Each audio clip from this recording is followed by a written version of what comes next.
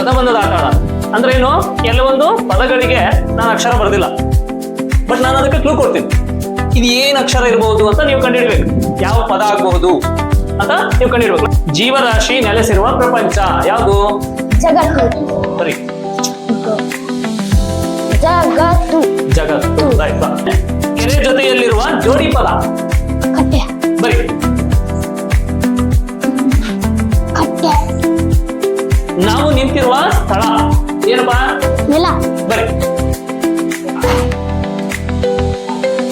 ಬೇಸಿಗೆ ಕಾಲದ ಪ್ರಭಾವವಿದು ಏನ್ ಬರುತ್ತೆ? ಬಿಸಿಲು. ಬರಿ.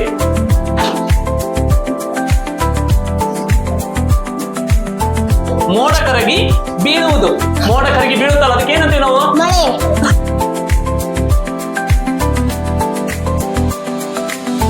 ಮೇಲೆ ನೋಡಿದಾಗ ಕಾಣುವುದು ಏನು? ಮುಗಿಲು. ಬರಿ.